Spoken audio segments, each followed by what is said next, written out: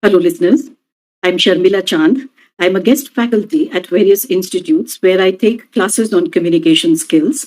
And I also, as a journalist, write on hotels.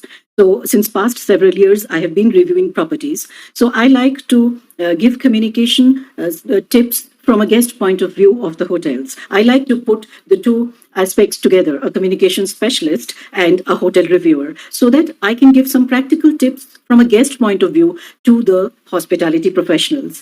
Today in the session, I want to focus on the front office team of the hotels, how they should engage with the guests, and what are the tips which can help them in improving their communication with the guest engagement.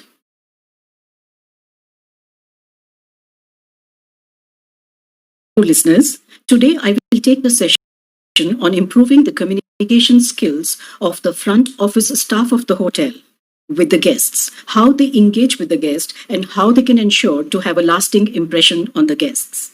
So let us start with the first step. The first step is how they greet the guest. When the guest enters the hotel, their luggage is taken care of. The luggage comes out of the security belt. They pick it up, or the bell desk helps them. And the first thing the guest does it to walk towards the front desk. Now, whatever I'm going to speak is not so much from the training manuals, because there are enough manuals and norms which you're supposed to follow, but I will be talking from the guest point of view, because I have been reviewing hotels, I have been staying at various hotels. So as a communications specialist and as a guest of the hotel, I can put the two things together and give you some tips which will help you from my own experience. That is why all the points I will try to illustrate with my own experiences. So what I was saying, that the first thing is that the guest enters comes towards the front desk. Now, when he comes towards the front desk, in most of the situations, 90% of the time, it has been observed that the front desk professional is looking towards his computer screen. He never looks up, and while looking at the computer screen, he's doing some work on his screen and he just says, yes, yes. Now, this is the blunder. The guest has come all the way, he's come towards your desk. So it is your duty to look up, give a genuine smile, greet the guest, and then say, yes, sir, or yes, ma'am, how can I help you? Do we have your reservation? So then you are setting the positive tone. It is your smile, it is your body language which will set the positive tone. Because as I said earlier, you must remember you are the first crucial face of your brand. So it will set the positive tone. The moment you look up, smile, and ask the guest, how can I help you? The conversation starts in a positive manner. You have given the positive vibrations. And then you ask the guest that whether they have the sir, ma'am, do we have your reservation? Now, if the guest does not have a reservation, then he will ask or she will ask for their preference, what kind of room they have. Now, here it is very important what kind of answer and what kind of words you should use and not use. Suppose I go to the counter as a guest and I ask you, can I have a garden facing room? Now, it is possible that you don't have a garden facing room available. Please do not say garden facing rooms are sold out. What you should say is that I have taken the note of your request. I will try to get the garden facing room for you. But at the moment, can I offer you an equally good room? It could be a pool facing room, or it could be something which you can offer and you can suggest and say that it comes with better amenities, it comes with better facilities. But I am sorry, right away, I will not be able to block a garden facing room for you. Now, whatever you have said is positive. You have at least given a couple of options to the guest instead of straight away saying, no, sorry, garden facing room is sold out. So it matters a lot the kind of words you use and how you use. Suppose the guest has already booked a room and you have got the room for the guest and it's all right. Then what should you do? The best way is that you come out of your counter, come towards the guest, greet him, say a couple of nice positive sentences. How was your journey? How are you feeling? And then you offer the guest to walk towards the restaurant and say, why don't you come with me and have a cup of coffee or order something to eat? It is possible that The guest is very exhausted and has come after a long journey. So this kind of an offer is unexpected, and the guest will be extremely happy to hear this. And they'll say, "Oh, of course, why not?" So please do not force the guest to do the check-in signs and formalities straight away.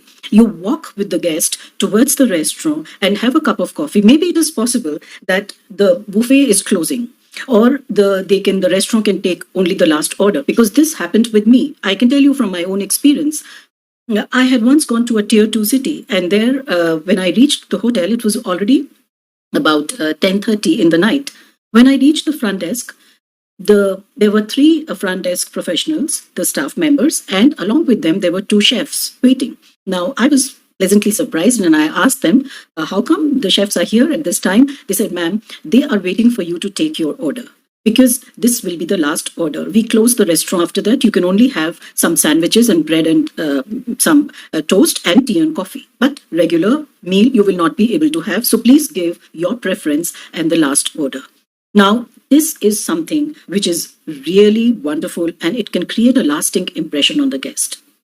If you wanted, you could have just done the check-in, signing, and noting down the details and sent the guest to the room, and that's it.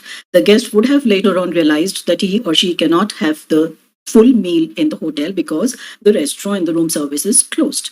So it is very important that you anticipate the need of the guest at the time you meet the guest. And as I said earlier, set the positive tone for the rest of the stay of the guest, which will be very, very important. I can give you another extreme from my own example.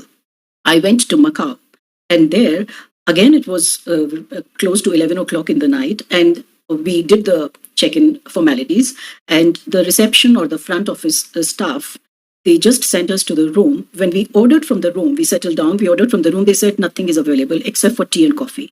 Now, here lies the difference between the Indian hospitality and the hospitality in other places. As we say that we work with our heart and soul in our hotels. The professionals in our hotels do not work artificially. It is our heart and soul which goes in it, which goes into hospitality, and that is why we say Atithi Devo Bhava. So these are the small things which you have to really be very careful about. Now, once you are with the guest in the restaurant having coffee, your colleague or you can get the check-in form done and the signing done and whatever has to be completed, and then the guest is already happy.